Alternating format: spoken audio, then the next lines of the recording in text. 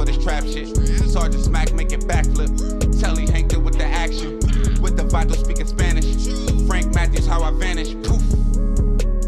Came back like I'm King Tut. Gold BBS is on a beamer. When Fat Cat was 10 queens up. Ball off the profit, not the re-up. Fly like Puerto Rican Jesus.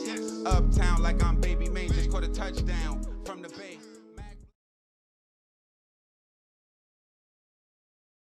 I just did double like 20 years for something I didn't do. 36 years straight for something I didn't even do. Wow. I'll take a polygraph test. Did I kill this motherfucker? Hell no. Did I shoot the witness? Hell no. This Kirk smoking them set me up. Goddamn right they set me up. This was the scene yesterday as the 7th unsolved murder in just over a week was reported at the Murphy Homes housing project. Investigators believe that the series of deaths here are all related to this area being known on the streets as the heroin center. Addicts come here reportedly from other areas of the city to make buys. At the age of 24, he earned the notorious title of the most dangerous person in Baltimore. We're talking about Marlow Stanfield. Now, you may know him from the hit HBO show The Wire. Marlow was the mastermind behind a violent criminal organization in West Baltimore. But the story is not a myth. You were saying that The Wire is now a part of education curriculum? It's a curriculum on the syllabus, 37 universities. Harvard, Brown, I just came from Brown University. And so they bring you into these, as Marlow from that show to speak? Yeah, me as Jamie Hector, they love the shows, myself, Sonia, all of us. We've been down there, but I've been just traveling around to different colleges, and they just ask me questions about the character, one, and also how can they provide a service to inner city communities when these guys graduate from Harvard with all the resources and the network that they have. How can they come back to a Brooklyn or Baltimore? Now, we don't often discuss things like this on this channel, but I feel like I have to so y'all would have a full understanding of what I'm about to go over. So, the Academy Awards, the Golden Globes, and the Emmy Awards are three of the biggest names in entertainment, period. So here's the breakdown and how they differ. The Oscars or the Academy Awards are specifically for movies, and they honor films that are selected by the Academy of Motion Picture Arts and Sciences. The Golden Globe, on the other hand, covers both movies and television, handed out by Hollywood Foreign Press Association, and is set to be some kind of stamp of quality or prestige. And then you have the Emmy Awards.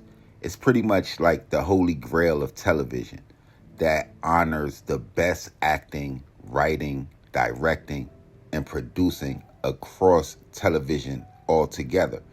And since the beginning of time, these three institutions shape not only the way that we, but how the entire world sees entertainment.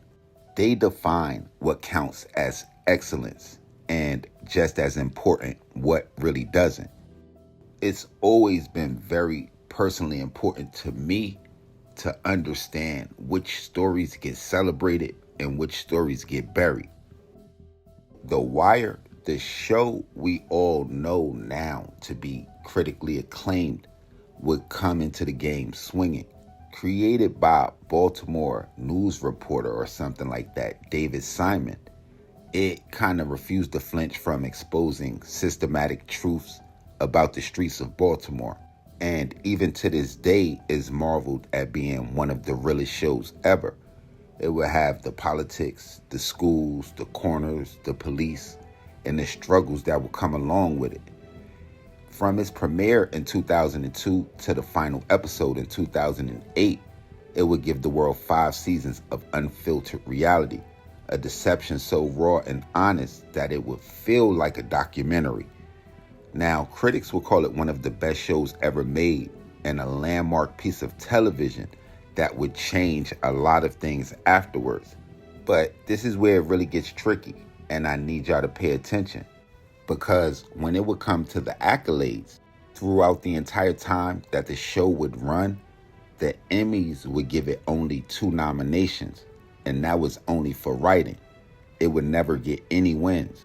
And as far as the Golden Globes, it acted like the show never existed.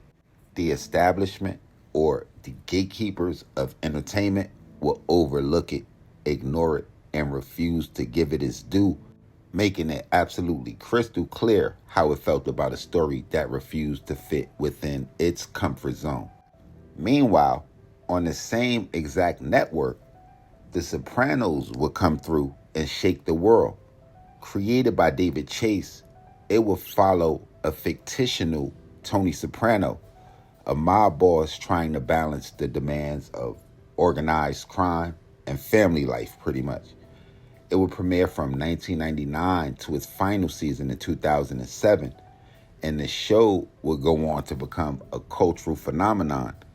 And The Sopranos didn't just win, it would dominate. The series would rack up 21 Emmy wins, including Outstanding Drama Series, 3 lead actor wins for James Gandolfini, who would play Tony Soprano, 3 lead actress wins for Eddie Falco, and countless accolades for its writing and directing, as well as other areas. Throughout that same time, it would also take 5 Golden Globes, including Best Drama Series, and multiple acting wins for the stars of the show. The Screen Actors Guild, the Peabody Awards, the AFI, the Television's Critic Association, every one of them would line up to honor the show, making The Sopranos a timeless piece of American television. But this is the realest part of anything I just said, because it goes way deeper. One of the main reasons that I decided to kind of start this channel was because the same world that kind of gives Tony Soprano and fictional versions of John Gotti, Al Capone, and Lucky Luciano their flowers has no problem elevating those specific narratives, especially the Italian American mafia that has long been celebrated as myth and part of the American experience. Meanwhile, figures like Bumpy Johnson or Frank Matthews, the Junior Black Mafia in Philly, or even George Rivera, all mythical figures within their own right, with stories just as captivating and significant, especially when I first started, seemed destined to be forgotten unless somebody told those stories with an unbiased agenda. While the stories of John Dillinger, Bonnie and Clyde, Machine Gun Kelly, and countless other infamous white outlaws have been turned into blockbuster films, documentaries, and television shows framed as art when they're about organized crime, betrayal, and murder. Now, these stories get Emmy Awards and accolades from the Golden Globe, giving them iconic statuses. But when it's about the African American and even Hispanic side of that story, when it's about the concrete, about the systematic struggles and survival, suddenly it's a little too raw or too real or too dangerous for mainstream ears, as if the establishment has always been comfortable with putting certain narratives on a pedestal while burying others, making it even more crystal clear whose stories they want to be remembered and whose stories they'd rather forget. My name is Jamie Hector, right? And the character in which I play on The Wire is Marlow Stanfield. Yeah, economic. Some might call him ruthless. Drug kingpin in Baltimore. Why don't you let one of your juniors get a shot to open the county up? Let a fresh face get a shot at it. I no disrespect, son, but I delegate to my lieutenants is not a co-op concern. Yeah, but how Slim feel about that though? But I might want to call him a real estate mogul. And owns a lot of property from block to block, but that's what he is. How you feel, tall man? Really pioneer out there for us? No, I'm good where I am. Marlow, man. You're a little out of order here. Yeah, well, it's just a thought. Marlow may seem like he moves slow, but he thinks fast. And that's life for me, because, you know, I got street smarts. So that's experience enough, you know. But for Marlow, you might need a little bit more than that. His goal is power. You know, it's more than money. Well, look, man, what's the percentage breakdown in the new territory anyway? I mean, that's the first thing we need to figure out. Here. That puts me out 8 corners. Jamie Hector, I mean, I'm more so like a giving type of dude. I'd rather like see other people make it also. I'm in that vein, but Marlow is more like, listen, it's not about anything else but power. But as far as research, you know, I'm an actor. I did the homework that I needed to do just to build the character, build the past for him. So I did a backstory, of course, and used some material just to help him grow. If we started a conversation about the most notorious villains in film and in TV history, a handful of names are sure to come into mind. I'm gonna try to name a few. First, there's Rico from Paid in Full, a character inspired by Alpo Martinez, whose bravado and betrayal would become the stuff of urban legend. Then there's Frank White from The King of New York, one of my personal favorites, a man who would demand terror and loyalty with equal measure. And then you got Nino Brown from New Jack City, a charismatic and ruthless boss with a flair for the spotlight, something like a Black John Gotti, I guess. And even more recently, you have Franklin Saint from Snowfall, who would emerge as an ambitious and calculating figure who would build an empire from the crack epidemic while fictitiously reshaping the streets of Los Angeles. But when it comes to sheer cold-blooded precision, calculated silence, and a quiet terror that lingers long after a lot of the scenes end, one character seems to stand out amongst a lot of the others in my eyes. Marlow Stanfield from The Wire, who is probably one of, if not the most notorious of them all. Unlike a lot of the others or bad guys in movies, Marlow really didn't rule with flash or long speeches. He kind of ruled with silence, a stare and understanding that every word, every glance, every decision was part of a larger, brutal design. And in a world where villains often announce themselves with toughness, Marlow would kind of mastermind the quiet, and in doing so, he would become one of the most captivating and fearsome villains ever put on the screen. A character that would redefine what it meant to dominate the streets, making him a character that would be talked about long after the credits rolled on the final episode of The Wire. Because it was just something different about Marlow. Something that felt all too real.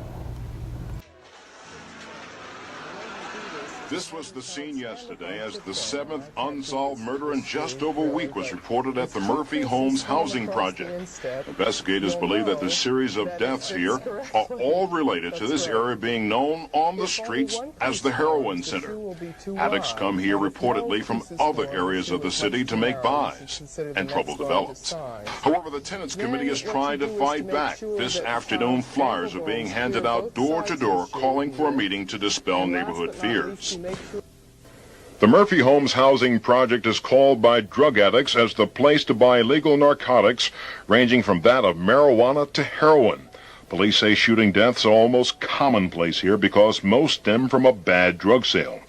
The people who hang out in this neighborhood compare the series of shooting deaths here to the battlefields of war. They say the police are doing their best. They ain't gonna tell no lie about it. They've been doing their job. They keep, there ain't too much they can do around here.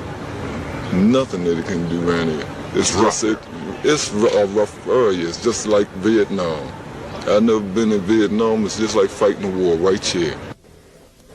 We also learned that a lot of crimes go unreported primarily because of fear. 4 out of every 5 people we talk with this afternoon say drug disputes affect those who are not part of the drug scene. The innocent are usually beat and robbed to support someone else's drug habit. I don't want to get hurt by none of these people.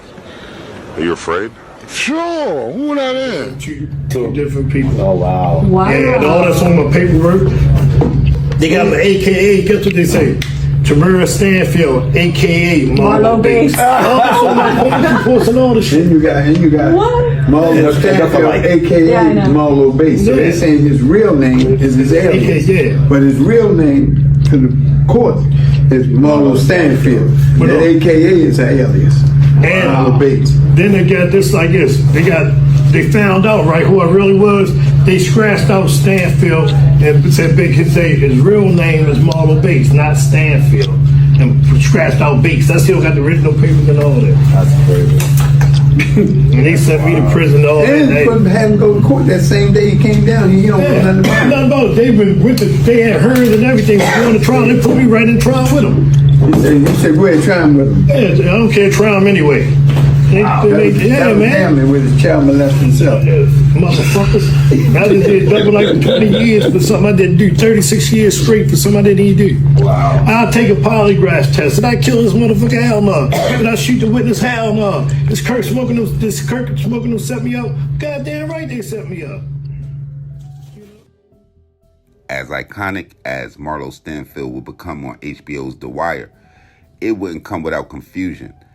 The character that felt too real, too cold, too calculated to just be fiction. According to the show's director, David Simon, Marlow was never meant to be a direct depiction of any one person. In an interview with The New Yorker, he would explain that The Wire is not about one person, and it's about institutions and people that were shaped by them, doing everything in that interview to make it clear that the writers weren't crafting biographies, but composites, which to me is another term for you don't want to pay somebody for using their likeness. He would even say further that we drew from stories we witnessed, created composites that captured the essence of the place and the time, making Marlow Stanfield a character built from the DNA of Baltimore streets. But at the heart of that DNA would be two names that probably every Baltimore detective would come to recognize familiar: Tamara Stanfield and Marlow Bates. Stanfield, at just 25, would command a brutal, calculated gang that would terrorize neighborhoods like Westport and the Murphy homes. And Marlow Bates, named in the 1993 Baltimore Police Homicide Unit paper, was his most trusted, brutal enforcer, or as the Baltimore Sun would say about him, recruited for murder to make sure that the gang's grip was felt across the city. But according to Wikipedia, the two are said to be stepbrothers, and together they would shape an era of organized terror that would inspire writers to lay the foundation for one of television's most memorable villains. And the result would be Marlow Stanfield, a character with a very real pedigree, by merging the precision of Stanfield's leadership with the brutal enforcement tactics of Marlow. The writers would create a persona that was all too authentic. At the age of just 24, Marlow Bates, or Marlow Bates Stanfield, would go on to earn the title of the most notorious man in Baltimore, implicated in multiple murders, including the killings of witnesses, making him one of the most feared names associated with the organization. Even the character's name, Marlow and Stanfield, spoke to the dual heritage, blending the fact and fiction into one quiet, calculating terror. Both Tamara Stanfield and Marlow Bates would eventually be brought down by the very world they once ruled, with a reported I seen 15 people cooperating against them, and they would each end up serving nearly 40 years in prison. A cruel reminder that the brutal streets that inspired the character would come with very real cost. But in the end, the line between fact and fiction was never as far apart as it seemed. You know what I mean? We all got the same mother, but I'm the only one who have a different father. So in the community, everybody know their last name was Stanfield, so they called me Stanfield too, because they thought I had the same father too, but I didn't. Mine was alphabetics, you know what I mean? So as I come along, everybody still call me Stanfield ever since 9 to here today, even the fucking police. So they say Marlow Stanfield, aka Marlow Big. So yeah. So right there to go to tell you that I had that name for a long time. But it's not actually like on your birth certificate. Nah. What's on your birth certificate? Marlow Leonard Biggs. Alright, so the only reason why you know the film is like about you is because of the name, and somebody told you that it was about you. A lot of people was telling me about it. It was pretty nice. He played a pretty good job and all this stuff. Mm-hmm. But a lot of people say it was watered down. Exactly, right? So that's essentially like the real, that's where you come in, where you don't gotta speak too much on what we, but so the real Marlow will show, the true essence of what the character did not embody. That's kind of like,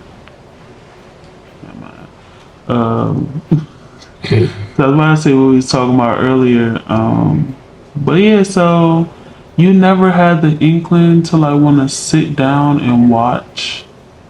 No. The Wire? Not when he said he killed some people, some damn suckers of God. He got mad at the God and killed the God for some damn lollipops or BB suckers and shit. I feel like you should watch it. Like that can be a thing where you get filmed watching that. Maybe one day I'll sit down there with Jamie Hatchett and David Simon and all the rest of Edward Burns. I will watch it and tell them some shit I don't like, disagree with. I mean, yeah. And you say you never even reached out, or they never reached out to you in regards of the whole show? I can't talk about that too much because I'm on contract. Mm-hmm. With a documentary or movie may come out, or any search, whatever the case may be.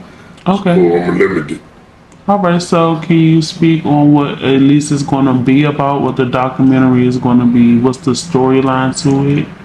Oh, about my life. I can't give up no more than that. At the age of 24, he earned the notorious title of the most dangerous person in Baltimore. We're talking about Marlow Stanfield. Now, you may know him from the hit HBO show The Wire. Marlow was the mastermind behind a violent criminal organization in West Baltimore. But the story is not a myth. After being in prison for 36 years, the former kingpin is out, and he's telling it all. Take a look. Understand this, me, I never had a beef with nobody. If I had a beef with somebody, I would deal with it right then and there on the spot.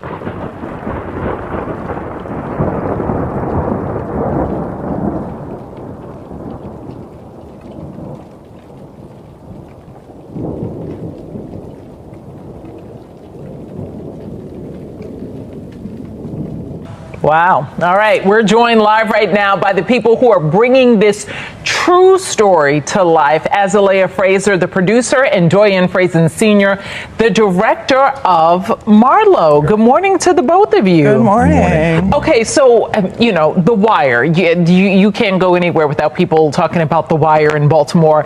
But Marlow was one of the scariest, most intimidating characters in The Wire. People are going to be shocked that that's a real person, you think? Yeah, I think that's actually why we did this, because when you Google Marlow, it only says that he's a fictional character. Yeah, and there are people who have watched the entire installment of The Wire and still don't know that he's a real person, but he's very much a real person, and the Stanfield organization is a real organization, and now he's out, he's ready to share sort of his untold story that wasn't necessarily covered in The Wire. Okay, so we saw a version of what a Marlow could be like, but this is a little more. Correct. A lot more to the story. There's a lot more to the story, because what people don't realize is that when Marlow ruled the city or was the most feared name, he was only 24. So in our 3-part docuseries, we actually go back to see how he became Marlow. And what is you all's relation to Marlow? Why are you all bringing this story to life? I wanted to go back and really connect the dots. At 24, you're running the city. Now, I have a 24-year-old son, and I'm always telling my son, hey, take the trash out and bring it back in. He take the trash out but never brings it back in. So I'm like, well, how is this guy at 24 running the city? So I needed to connect the dots, why and how it was able to happen. And part of what you explore is when you say how it happened, you know, what part of the environment played into how he turned out? I think what people will be surprised to see is the family that he came out of. It was pretty cutthroat.